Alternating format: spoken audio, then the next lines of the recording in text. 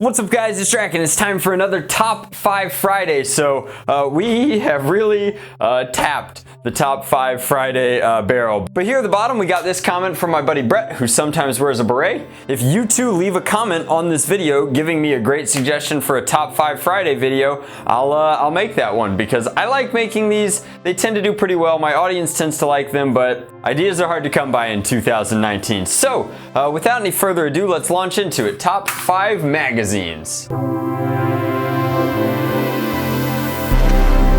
Coming in at number 5, we have the Rival magazines. These come in a 7 and a 12 ball variety, or here, high impact round, and they've got a lot of features in that they're tube shaped magazines. They have really good springs. Their orientation is locked. They're not omnidirectional. The line tends to go up top and then the flat tends to go against the blaster.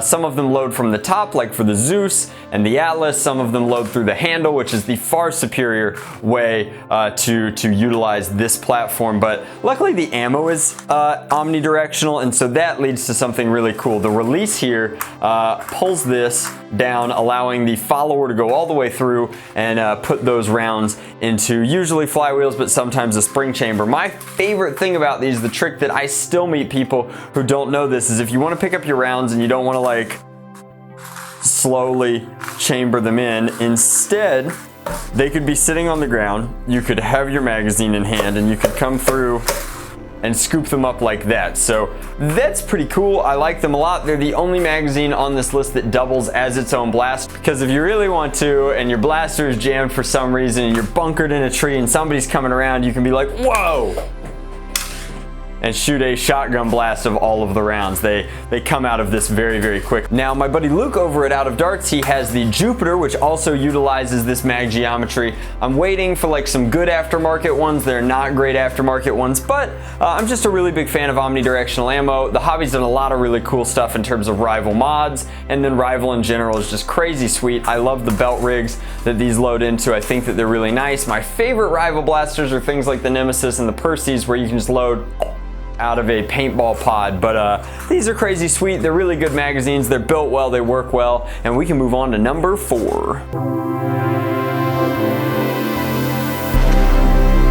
Alright, so we couldn't talk about Nerf magazines without talking about Nerf magazines, but this is a clip. More on that later. So anyway, this is a 6 clip. Hasbro makes these, and back in the day, in the beginning, if you bought a Nerf long shot CS6, it came with 2 of these bad boys. One for the adjustable stock that also held a 6 clip, and then one for the blaster itself, and you could hot swap them for an instant reload. That was big game back in the day. It was a magazine fed, bolt action, like super moddable, crazy high plunger volume, really, really sweet blaster. Some of the primary, like famous, iconic blasters from like early NIC days were long shots that had been redone. FA-24 and Rogue were just masters of the platform, and it really like opened up a whole new world of brass breeches. But the 6 clips were quickly outclassed by something crazy sweet when we geared up for the Stampede.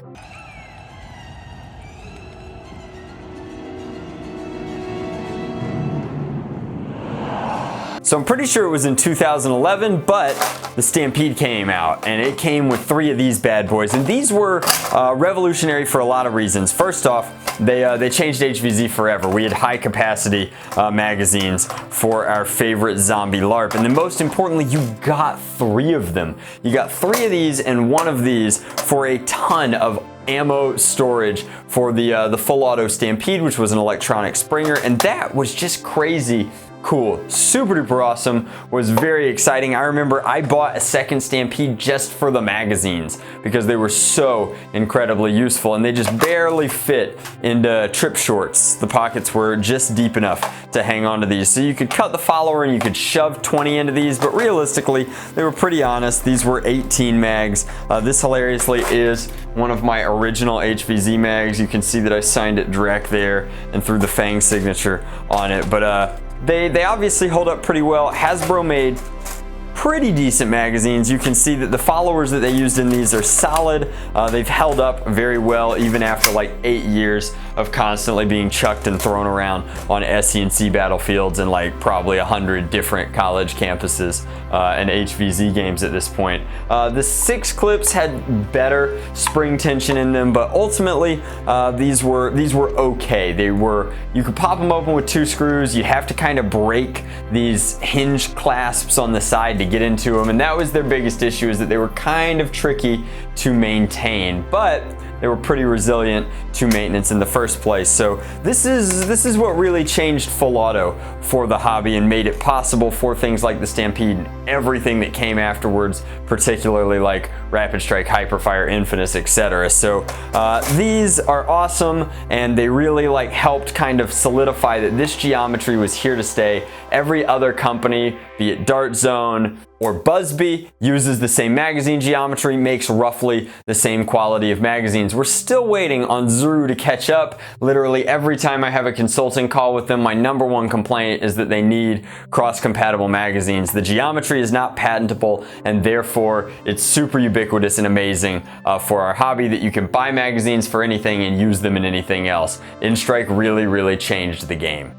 That said, these were crazy expensive on their own. Not everybody had a Stampede. The 6 mags were pretty boring by the time these were out, and people could have high onboard capacity magazines with quick reloads to 18 darts. So we got pretty lucky, and something better came along, although it took a while. And when I say better, I mean significantly improved in every way, and from a very unlikely source. What's better than 18? 4 more darts. So this is a Worker 22, and this is #3 on our list. Realistically, all of the Worker magazines are pretty good, but more robust screws. Clips on the side here, note they're clips on a magazine, like just being clear. These clips on the side are not solvent welded, so you can bust this one open, you can re-grease it, you can re-lube it. If you want to, you can double up the springs, although you really don't have to. Better follower, really clean geometry, and the slight banana curve on them lets them hold 4 more darts in roughly the same space. You can see we're only 2 darts taller for this one, yet it holds twice as much. So the curve actually does something. It's smooth through the curve, and that extra bit of grip is really nice for when you're moving through your magazines really quickly. I like these. I have a lot of rigs that are designed and built around these. I've been using the same 4 since they first came out, which is outstanding given just how many rounds, like we're talking tens of thousands of rounds have been through the same 4 magazines for me, and they've never really let me down. Like, they're crazy sweet. I've only opened them all up to maintain them once, and I did it not because I had to, but because I wanted to see if it would be as easy as I thought it would be. The springs are great. They're very similar to the Instrike springs, which means that they're a tried and true platform, and you'll see why I'm talking about springs so much in just a second, because #2, while being very good, has a lot going on. But I don't want to rant and rave too much about these, because ultimately they're very simple. They're a tried and true geometry for full-length darts. They have really great features, but ultimately they're just a high capacity inline 22 dart magazine. You'll note that the 40 mag is not on this list because they're super inconsistent. They really only like new darts, and frankly just not enough things make efficient use of them. These, on the other hand, virtually everybody has a use for. I like these things so much. They also come in a variety of different colors. All of mine are smoke, but I think that they also come in like clear, trans orange, and blue. Let's move on to #2. #2 is half-length dart magazines, and we kind of have to start this story with guys like my Uncle Hing and his X-Mags, and then the guys at Pack D and their magazines, which were close but not quite right. They featured the top end of an Instrike magazine, but the bottom end was half-length. Then you've also got like everybody, self-included, who used to make half-length magazines, proving that this idea is really nothing new. Like, nobody came up with the idea. We had been taking little bits of plastic and turning 6 clips into half-length 6 clips as soon as we figured out brass breeches for long shot. That said, credit where credit is due. While their pre-orders might be a nightmare, Jet is the first company to do a mass market, like injection molded run of half-length magazines that are completely inline and straight. That means that you could have 2 of these for roughly the same geometry and profile of a full-length magazine. Now, I have some ideas that I keep waiting to take to development, and I just haven't gotten around to it yet, but like, you just have to believe me, this could be a very cool concept. That said, these are great. Well, actually, they're good enough. They're great because they were first and they exposed this to a lot of different people who weren't willing to modify their magazines or weren't willing to buy $40 magazines from places like Singapore. That said, acceptable half-length dart magazines plus an adapter was a real game changer and a serious eye-opener for the hobby. The only issue is that these were very, very flimsy springs, which made these ultimately very weak, and unfortunately the exposed nature of this meant that it was really easy to get things caught or snagged on here. You can see just running my finger along the side, I'm interfacing with the spring, which is not good. They wore out pretty easy. They were relatively easy to pop open and clean. They did take that direction from Worker. That said, you had to do a lot of maintenance to keep these guys in shape. Now, one of my favorite things about them is that they're omnidirectional. My least favorite thing about them is the combination of the spring and this completely open side profile, which is not great. But I'm going to lump a couple of different concepts in with these in this number 2 slot because especially since there was a point where you just couldn't buy these, Jet wasn't distributing them, so they got us hooked on this and then they yanked it away. The community came to the rescue in 2 different ways. Way number 1, we made them ourselves. So creators like Thon or making the katanas, these are fully 3D printed katanas, and then companies like Foam Blast came to the rescue with these drum springs that let you have consistent spring torsion all the way throughout this guy, and like you could print them in any color, which was nice, but ultimately these went from being very expensive, hard to get your hands on, to anybody with a 3D printer could have them for roughly $1.50 or $2 depending upon what your filament cost was. These were crazy sweet. I was a huge fan of these when I discovered them at Ragnarok Oktoberfest last year, but by the time I was hooked on these, we already had an even better solution. Which is to say these are Talon magazines. Again, not to harp on Foam Blast too much, but I get all of these from foamblast.com.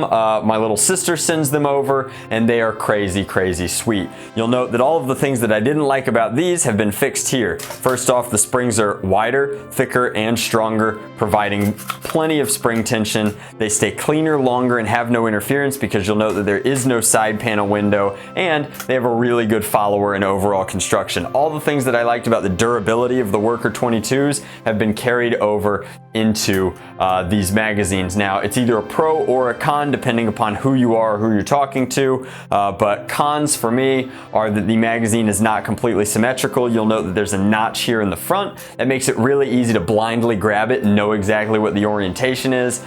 Unfortunately, it means that they're not omnidirectional. The cool thing about these is that you don't really have to think about it while you're loading them. You can load them either way and then just make sure that you slot them in the right way. These guys, you can occasionally load darts backwards, where somebody else could load your darts backwards.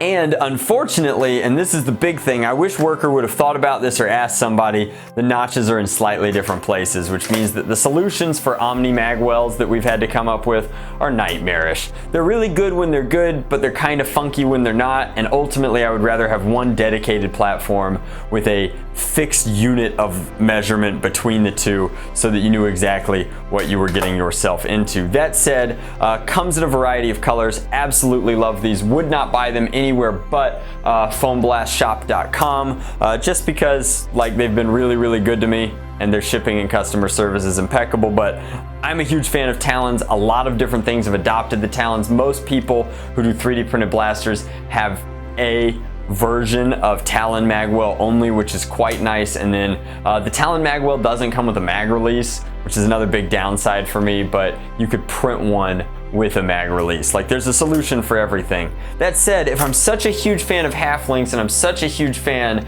of these magazines, particularly of Worker quality and grade construction, what could possibly beat them for number 1? I wonder.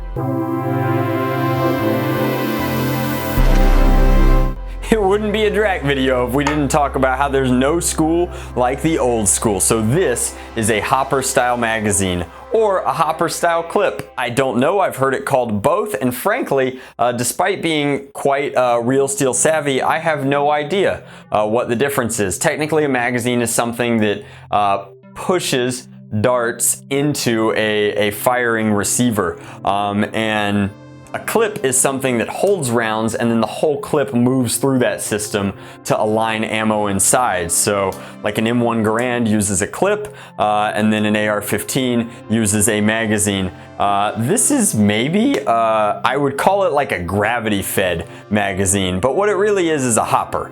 And this was game-changing. This is how we got high-powered NIC springers to be quickly reloadable without flipping speed loaders or opening and working breeches, to the point that there are very, very few Nerfers left in the hobby that have that muscle memory still built in. That said, these were awesome. Nerfomania made some of the best ones of these. You'd have a little brass ramp inside here that would gently guide the darts into the chamber so that they would fire straight through, and they were just crazy sweet. You would load them by pulling this tee off, throwing darts in like this, and then slamming it home and just firing through your hopper as you normally would. If you ever ran into a jam, since these are not actually slugs, all you had to do to get them out was and it would blow those guys right out, clear your jam, throw in fresh darts, and keep going. But I was a huge fan of hoppers. I still am. I think that there's nothing quite like a properly tuned NIC Springer, just like there's nothing quite like an awesome old school NIC War. But they are definitely a dying breed, and so I wanted to feature them at #1 in this for a couple of reasons. First off, the greatest blasters in the world use this system still. There's just nothing quite like it. Second off, it's really near and dear to my heart. If I can't throw my own nostalgia on my own YouTube channel, then I should hang it up. So I think that these are amazing. They're crazy efficient, they're easy to make, they're ultra cheap, and nothing beats them in terms of like reliability if you're using the right kind of darts. But I think that they're awesome. I hope that you guys enjoyed this comparison. If you need to purchase any magazines, I can throw links in the description box down below. I don't have any affiliate links for my friends' websites. Just know that by purchasing through them, you are supporting them in their small Nerf-based hobbyist businesses, and in doing so, they're chasing their dreams. So that means a ton to them. By watching my content, you're helping me chase mine. So here's to another decade of Nerf. Hopefully this is still on top if we're making this video in 2030. That said, like, I'm open to all sorts of new and crazy innovations and exciting things in this space. If the real steel world is constantly improving and constantly finding ways to tweak their systems, I'm sure that we will find creative ways to take advantage of our very unique, lightweight, compressible ammo types, be they omnidirectional or not. So thank you to any creator that's helped move this technology forward over the years. You know who you are. And then thank you to you guys for watching. Leave me a comment down below with your idea for a Top 5 Friday. And if you want to get petty about the difference between clips versus magazines, I think that ultimately we live in a world where the colloquial and the context is more important than the choice. Anytime, any place, anywhere. I have like literally heard Navy SEALs make the mistake. I have friends who are in the Special Forces who use both interchangeably, and if keyboard warriors who have crazy high prestige in Call of Duty think that for some reason World War II articles on Wikipedia make them an expert, then I hope you enjoy making other people feel small while you yourself are ultimately looking the fool. Thank you so much for watching. If you're not one of those people, again, Top 5 Friday comment suggestions would be much appreciated. And as always, much love, Nerf on Drac out.